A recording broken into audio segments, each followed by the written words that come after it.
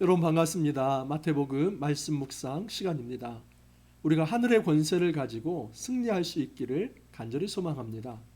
하나님의 자녀, 권세가 있어야만 합니다. 그리스도의 제자, 권위가 있어야만 합니다. 우리는 하나님의 자녀로서 그리스도의 제자로서 이 땅에서 권세 있게, 권위 있게 삶을 살아가야만 합니다. 근데 한 가지 주의할 것이 있습니다. 그것은 권위와 권위주의는 다르다 하는 것입니다. 여러분, 권위는 하나님께서 하늘 위에서 주시는 것입니다. 예를 들어서 우리가 예수 그리스도를 통해 예수님을 믿고 우리가 하나님의 자녀가 되는 것, 여러분 이것은 엄청난 권세입니다. 사단에게 해방이 되어서 더 이상 죄와 사망에 갇혀 사는 존재가 아니라 하나님의 자녀가 되어서 생명의 풍성함을 누리며 하늘의 자원을 받아서 평화를 누리고 안식을 누리고 살아가는 것, 이것은 하나님 자녀가 누릴 수 있는 굉장히 큰 특권이며 권세입니다. 또한 하나님께서 그 자녀들에게 놀라운 하나님 나라의 미션을 맡기지 않습니까? 그 하나님 나라 사명을 이루기 위해서 정체성을 똑바로 하며 자부심을 가지고 확신 있게 주의 사역을 감당하는 것, 이것이 다 권위 있는 삶입니다. 그리스도의 제자의 사역 역시 마찬가지입니다. 예수님께서 우리에게 지상 대명령을 주셨습니다. 너희는 땅끝까지 이르러 내 증인이 되라, 그렇게 말씀하십니다. 예수 제자로서 그리스도를 드러내며 살아가는 삶, 이것이 우리가 살아가야 할 아주 중요한 미션입니다. 어떻게요? 성령의 임재를 통해서 성령과 동행하면서 예수 그리스도의 말씀을 전하며 예수를 세상에 전하는 이 귀한 삶, 정말 권위 있는 삶이고 권세 있는 삶입니다. 사단의 진을 깨뜨리며 사단의 권세를 무너뜨리는 정말 권세 있는 힘 있는 그런 삶입니다. 여러분, 그러나 이와 반대로 권위주의를 주장하는 사람들이 있습니다. 그것은 하나님의 자녀도 아닙니다. 그리스도의 제자도 아닙니다. 그들이 하나님 앞에 회개하거나 예수를 제대로 믿거나 하나님 앞에 무릎 꿇고 주의 자녀로 바로 세워지지 않았는데, 그들이 하나님 노릇하며 왕 노릇하며 다른 사람들을 하대하고 인권을 탄압하며 또 다른 사람들의 그 생명과 영혼을 갈취하는 언어와 육체적 폭력을 행사하는, 그래서 모든 사람들을 자기 밑에 두려고 하는 그런 삶, 이것은 여러분 권세 있는 삶이 아니라 억압하는 군림하는 권위주의의 삶입니다. 여러분, 우리는 권위주의의 유혹을 뿌리쳐야만 합니다. 저도 회개할 일이 참 많습니다. 특히 자녀를 키우면서 권위주의를 많이 행사했던 것 같습니다. 아빠로서 네가 왜 너 내 말 안 들어? 그리고 부모에게 순종해야지. 여러분, 정말 부모는 권위가 있어야만 합니다. 하지만 그 권위를 그냥 억압적인 말과 또 힘과 그리고 물리적 어떤 체벌을 가지고 그렇게 행사하려고 한다면 그것은 금방 권위주의가 되어서 그 아빠의 말이 정말 인정이 되고 또 그 말이 이해가 되며 마땅히 그렇게 순종해야겠다 해서 순종하는 것이 아니라 정말 이 매가 무서워서 또 아빠가 나중에 어떻게 또 이제 괴롭힐까 이게 무서워서 그냥 그때 알겠어요 이렇게 한다면 여러분, 그것은 진정한 의미의 아빠로서의 권위가 있는 모습이 아니지요. 우리는 선생으로서 권위가 있어야만 합니다. 저는 교회 목사로서 권위가 있어야만 합니다. 직장에서는 직장 상사로서 또 친구 관계에 있어서도 우정 관계에 있어서도 이 권위가 있어야만 합니다. 이 세상의 모든 관계 속에서 우리는 참된 권위가 있어야만 합니다. 이 권위 문제는 사실은 그 사람의 정체성의 문제이며 그 사람의 사명의 문제입니다. 여러분, 우리가 어떻게 권위주의에 빠지지 않고 참된 권위를 가지고 이 땅에서 권세 있게 그렇게 파워풀하게 힘있게 살아갈 수 있을지 말씀을 통해서 한번 살펴보도록 하겠습니다. 오늘 말씀 마태복음 21장 23절에서 32절입니다. 예수께서 성전에 들어가 가르치실새 대제사장들과 백성의 장로들이 나와 이르되 내가 무슨 권위로 이런 일을 하느냐, 또 누가 이 권위를 주었느냐. 여러분, 예수님께서 어제 어떤 일을 행하셨습니까? 성전을 청소하셨습니다. 성전이 강도의 소굴로 변해버렸습니다. 성전 기득권자들은 성전 수비대, 또 사내들인 공회, 그리고 상인들, 로마 권세, 이런 무리들이 카르텔을 형성해서 이 성전의 어마어마한 재산 증식에 서로 그냥 도와주고 협업하면서 그렇게 나눠 먹었습니다. 예수님이 보실 때 이 성전 안에 하나님의 임재는 사라지고 성전은 껍데기일 뿐 인간의 그 야욕과 그 더러운 탐욕만이 남아있는 것을 보게 된 것입니다. 그래서 너희가 이 성전을 헐라, 그리하면 내가 사흘 만에 일으키리라.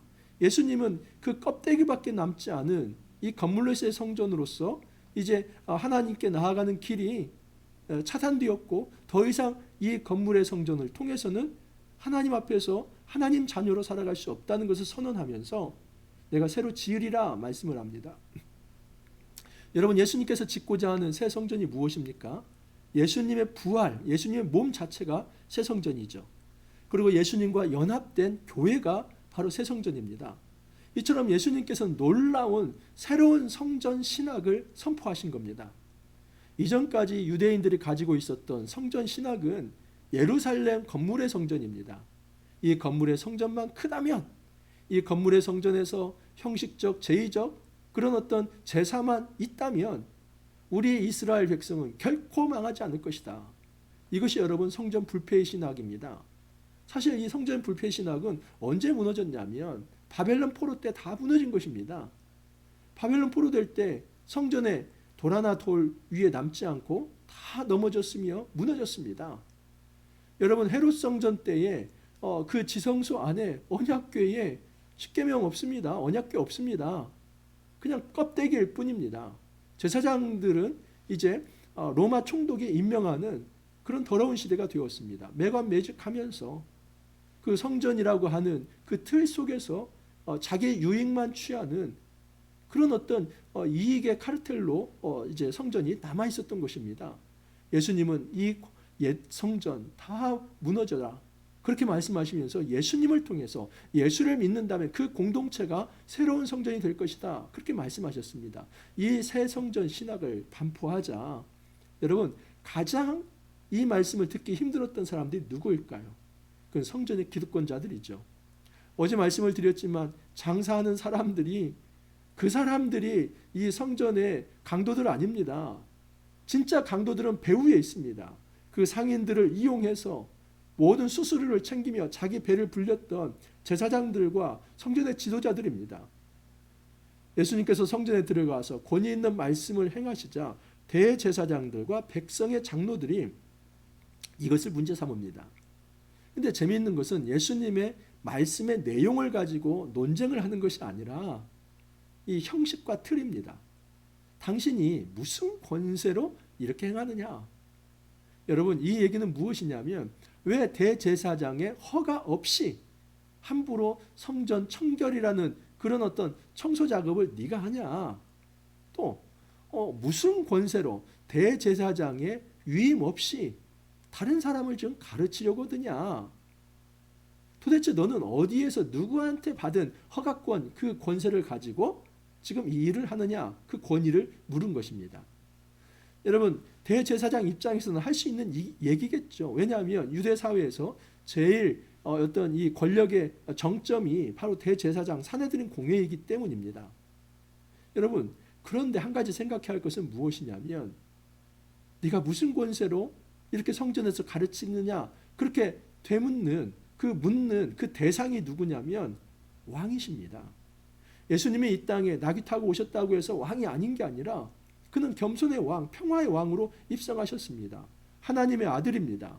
하나님의 아들이지만 성전이 되어서 이 땅에 인간의 모습으로 오신 진정한 하나님의 아들이며 로고스 말씀이십니다.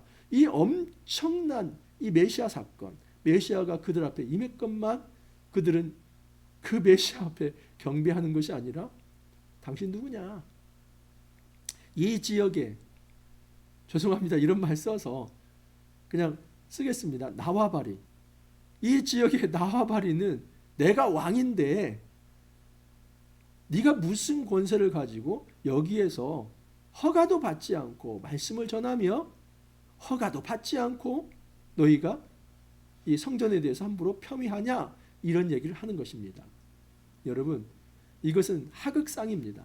신하가 왕에게 당신 무슨 권세로 그 자리에 있어? 만약에 신하가 왕에게 그 얘기를 했다고 보십시오. 그날로 목이 날아갑니다. 그런 사건입니다. 매우 이것은 신성 모독적이고 패격적인 발언입니다. 왕이신 예수님을 향해서 그 백성이 되어야 할 그들이, 무릎 꿇어야 할 그들이 네가 무슨 권세로 이 일을 하느냐 그렇게 물어봅니다. 예수님 너무 기막혀가지고 이것에 대해서 돌려서 이제 말씀을 합니다. 예수께서 대답하시되 나도 한 말을 너희에게 물으리니 너희가 대답하면 나도 무슨 권세로 이런 일을 하는지 이르리라. 요한의 세례가 어디로부터 왔느냐? 하늘로부터냐? 사람으로부터냐? 예수님 지혜롭죠. 이들과 그냥 이 문제를 가지고 논쟁하면 답이 안 나온다 생각을 해서 돌려서 얘기합니다. 그래, 그러면 내 질문에도 한번 대답을 한다면 네 질문에 대답을 해줄게. 너희들 요한 알지? 이미 여러분 요한은 헤롯에 의해서 형장 예술로 사라졌습니다. 하지만 그 요한은 모든 백성이 다 선지자로, 이 선생으로 인정했습니다. 자, 이 요한이 권세가 있었는데 그게 하늘로부터냐 사람으로부터냐? 이거 매우 어려운 질문입니다. 왜냐하면 하늘로부터라고 한다면 왜 그러면 너희들은 안 믿었지? 이런 얘기가 나올 거고요. 사람으로부터라고 하면 그 백성들이 데모하며 일어날 것입니다. 감히 요한 선생, 요한 선지자를 향해서 그냥 사람에게서 권위가 나왔다고, 하나님에게서 나온 게 아니라고, 그러면 우리의 회개는 뭐지 하면서 아마 데모가 일어날 것입니다. 그러자 이 성전 지도자들이라고 하는 사람들이 비겁하게 아무 얘기도 하지 않고 우리는 모르겠다 침묵합니다. 그들이 서로 의논하여 이르되 만일 하늘로부터라 하면 어찌하여 그를 믿지 아니하였느냐 할 것이요 만일 사람으로부터라 하면 모든 사람이 요한을 선지자로 여기니 백성이 무섭다 하여 예수께서 대답하여 이르되 우리가 알지 못하노라. 여러분, 그들은 정직하게 묻지도 않았고 그들은 정직하게 대답하지도 않았습니다. 그래서 정직이 없는 외식과 가식 덩어리에 단지 예수님을 시험하려고 하는 그들과 예수님은 논쟁하지 않습니다. 그래서 예수님께서 이렇게 얘기합니다. 나도 무슨 권위로 이런 일을 하는지 너에게 이르지 아니하리라. 근데 예수님은 이미 이제 이 뒤로에 자신이 어떤 권위를 가지고 이 일을 행하는지 말씀하십니다. 돌려서 얘기하죠. 하지만 그들 앞에서는 너희에게 내가 어떤 권세를 가지고 이 일을 행하는지 말하지 않겠다라고 얘기를 합니다. 이것은 예수님께서 지금 너희들과 논쟁할 필요가 없다라고 이야기를 하는 것입니다. 논쟁할 만한 가치도 없다. 너희들이 행하는 이 모든 이 말들은 정말 논쟁할 만한 가치도 없는 그런 불필요한 얘기다라고 얘기를 하는 것입니다. 그러면서 예수님께서 자신의 권위에 대해서 이제 설명을 하면서 하나의 비유를 말씀하십니다. 그러나 너희 생각에는 어떠하냐? 어떤 사람에게 두 아들이 있는데 맏아들에게 가서 이르되 예 오늘 포도원에 가서 일하라 하니 대답하여 이르되 아버지 가겠나이다 하더니 가지 아니하고 둘째 아들에게 가서 또 그와 같이 말하니 대답하여 이르되 실소이다 하였다가 그 후에 뉘우치고 갔으니 그 둘 중에 누가 아버지의 뜻대로 하였느냐? 예수님께서 한 예를 드십니다. 어떤 사람에게 두 아들이 있다는 것입니다. 그래서 그 두 아들에게 얘야 오늘 포도원에 가서 일을 좀 해라 이렇게 지시를 했다는 겁니다. 그러자 맏아들은 아버지 가겠습니다. 처음에는 그렇게 얘기를 했습니다. 그런데 정작 나중에는 가지 않았습니다. 둘째 아들은 그런데 처음에는 예 제가 가기 싫은데요 그렇게 얘기했지만 나중에는 뉘우치고 갔다고 얘기를 합니다. 그러면 이 두 아들 중에 누가 아버지의 뜻대로 행했느냐 이걸 물어보는 것입니다. 그러자 그들이 예 둘째 아들입니다 라고 이렇게 대답을 합니다. 그러자 예수님께서 이렇게 말씀하십니다. 예수께서 그들에게 이르시되 내가 진실로 너희에게 이르노니 세리들과 창녀들이 너희보다 먼저 하나님 나라에 들어가리라. 엉뚱하게 예수님은 이 비유를 인용해서 너희보다 세리와 창녀가 더 낫다. 세리와 창녀가 하나님 나라에 먼저 들어간다는 것입니다. 여러분 이 비유에 의하면 세리와 창녀는 몇째 아들입니까? 둘째 아들이죠. 둘째 아들이 처음에는 범죄를 저지른 겁니다. 하지만 뉘우치고 돌아왔습니다. 첫째 아들은 말씀을 받았습니다. 그래서 순종하겠다 말을 합니다. 근데 정작 이 행동으로는 순종하는 삶을 살지 않았습니다. 이 첫째 아들은 그 당시에 성전 지도자들, 그래서 율법이 있고 가르치고 자기들이 권세가 있다고 생각하지만 정작 그들은 메시아가 왔음에도 불구하고 그 메시아를 받아들이지 않는 그런 패역한 자들입니다. 하지만 이 창녀와 이 세리들은 그 당시에 사람 취급도 못 받았죠. 마치 둘째 아들처럼 처음에는 범죄하는 사람, 그렇게 말씀에 불순종하는 사람처럼 보이지만 예수님이 오셨을 때 예수님을 따르고 제자의 삶을 살았던 자들이 바로 이들입니다. 여러분, 그 성전 지도자들이 대답했던 것처럼 그 둘째 아들이 지금 하나님의 뜻대로 행한 자입니다. 그래서 그 말을 받고, 그렇지? 너희들은 첫째 아들과 같이 그렇게 말씀을 지키겠다고 말만 하고 안 지켰지? 이 둘째 아들과 같은 세리와 창녀들이 진짜 하나님의 자녀다. 그렇게 예수님이 말씀하신 것입니다. 32절에 예수님께서 이렇게 이제 결론적으로 말씀하십니다.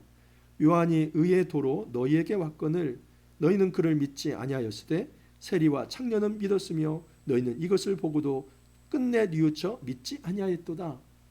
예수님께서 아까 요한의 이 권세 문제를 가지고 자기의 권위 문제를 논증하려고 했다는 걸 말씀을 드렸죠.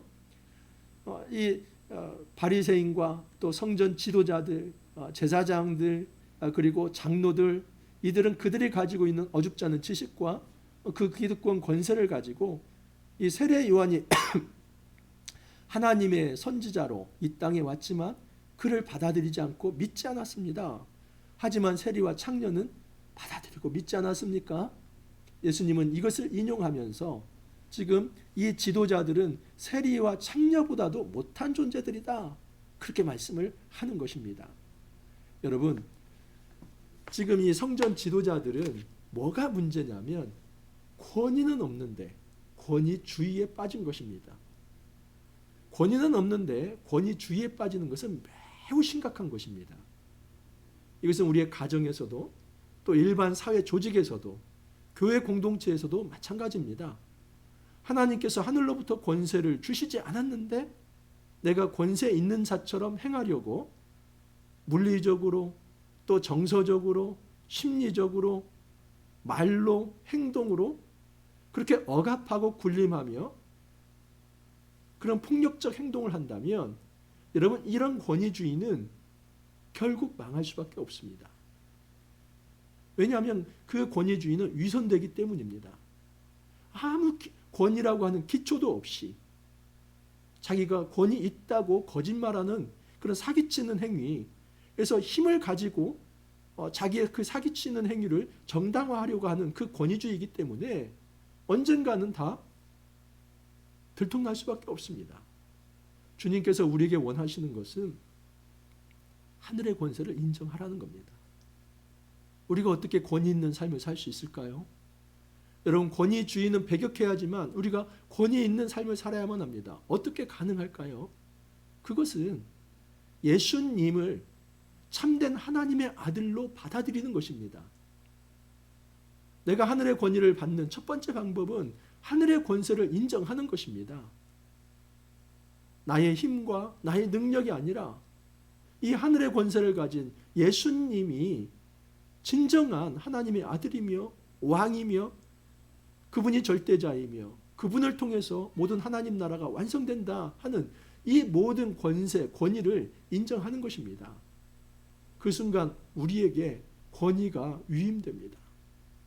우리 예수님께서 12제자를 선택하시지 않았습니까? 이 그리스도의 제자라고 하는 정체성은 엄청난 권위입니다.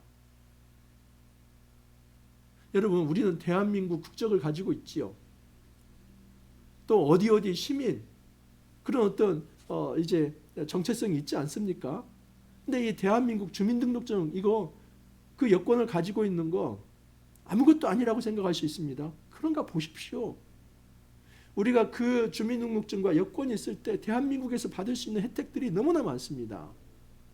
다른 외국인들은 우리나라 와서 이렇게 받을 수 있는 혜택들이 아닙니다. 마찬가지입니다. 우리가 하나님의 자녀, 우리가 그리스도의 제자라고 할 때는 하나님의 보호 속에서, 하나님의 돌봄 속에서 하나님이 공급하시는 자원으로 그렇게 살아갑니다.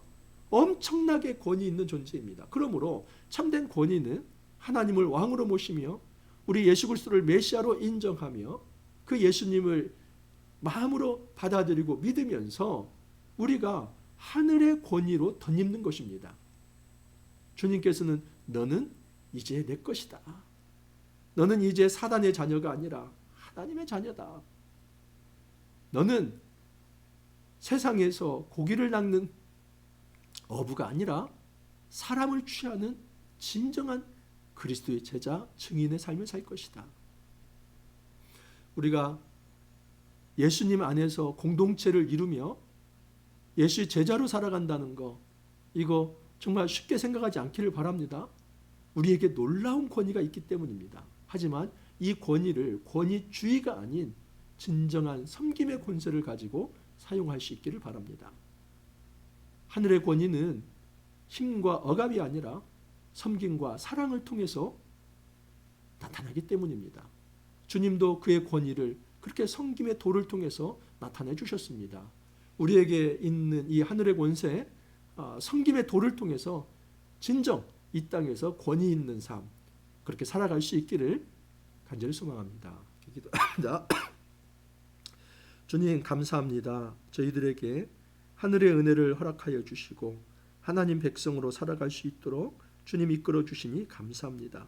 더 이상 사단의 자녀가 아니라 죄와 사망의 권세 아래 있는 것이 아니라 이제는 해방이 되어서 하나님의 자녀가 되고 예수 그리스도의 제자가 되어서 하늘 권세, 하늘 권위로 가지고 살아가는 자가 되었습니다. 주님, 함부로 우리가 예수님의 권위를 논하는 그런 패역한 신선 모독적 삶을 살아가지 않게 하옵소서. 날마다 예수님의 권위 앞에 무릎 꿇고 이제는 예수님이 주시는 참된 그리스도의 제자라는 권위를 가지고 이 땅에서 섬김의 도로, 사랑의 도로 승리할 수 있도록 은혜를 더하여 주옵소서. 주님 감사하옵고 예수님 이름으로 기도하옵나이다. 아멘. 여러분, 마태복음 이제 조금씩 종반으로 향해 나아가고 있습니다. 마태복음 말씀 너무 귀한 말씀입니다. 이 말씀으로 우리가 잘 무장해서 하늘 권세를 가지고 승리할 수 있기를 바랍니다. 오늘 하루도 여러분 화이팅 하시고 또 내일 찾아뵙도록 하겠습니다. 감사합니다.